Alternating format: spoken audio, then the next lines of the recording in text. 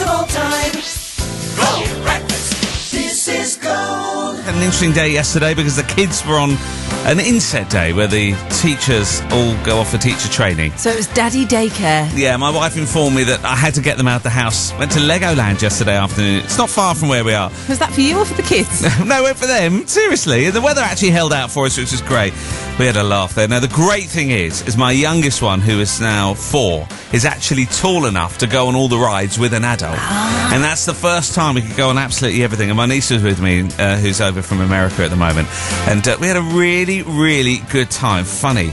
And went on the roller coasters. They all loved that. And there were so few people there, because we were there late afternoon, that we could literally stay on the roller coaster and go around again. Were they scared by anything they went on? We went on a thing called, I think it's called Land of the Pharaohs, which is basically a ride, once again, but it's on the flat, and it's a sort of a bit like a ghost train type of idea.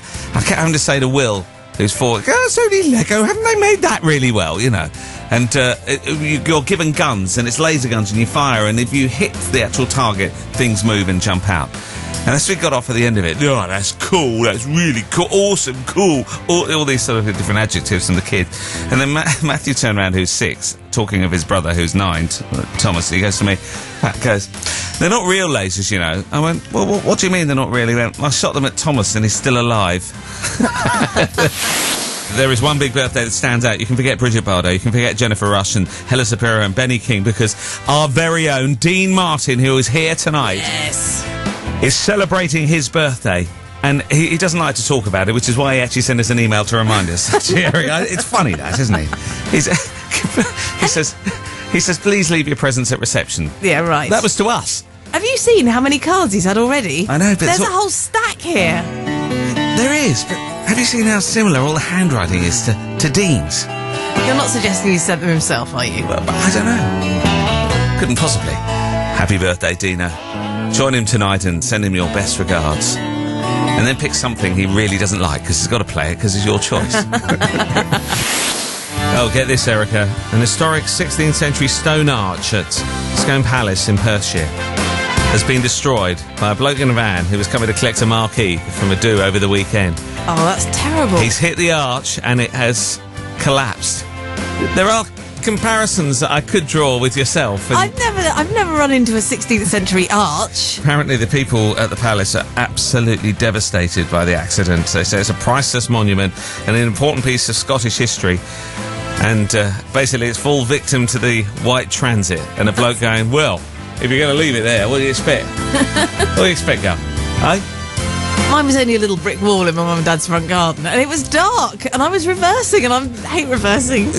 You've had some other driving incidents which haven't gone so well, haven't you? I've never hit anything. You left your handbrake off at the petrol station. Oh, that was awful, and I felt like it was on the flat, so I didn't bother putting the handbrake on. Went in and did a few bits of shopping, and then I heard the man announcing at the till, does anybody own a black Vauxhall Tigra? And I thought, that's funny, that's the same car as mine. I looked out the window, and it rolled backwards and narrowly missed hitting somebody who was filling up at the petrol pump, and this poor bloke had to run for his life while I had to dump my shopping and run out and go and put the handbrake on, and I was like, sorry! Car embarrassment. He said people do it all the time. I wasn't the only one. What about you? I don't know about driving incidents. I did write off an old VW Beetle I had. That was I hit a bit of diesel on the road. My most embarrassing moment as a car was when I stayed at the Four Seasons Hotel. Oh, nice. Which is very nice, in Hampshire. And they had valet parking. And at the time, can you remember that old Saab I had? I did. Yeah. This car was so old, it was about 15 years old with 150,000 on it.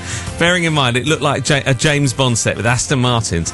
And they go and get my car, and the manager comes to say goodbye, because and they pull up in my car, and it was a cold, icy morning, and there was condensation on the inside of the windscreen. It was just hugely, hugely embarrassing. That's class. Yeah.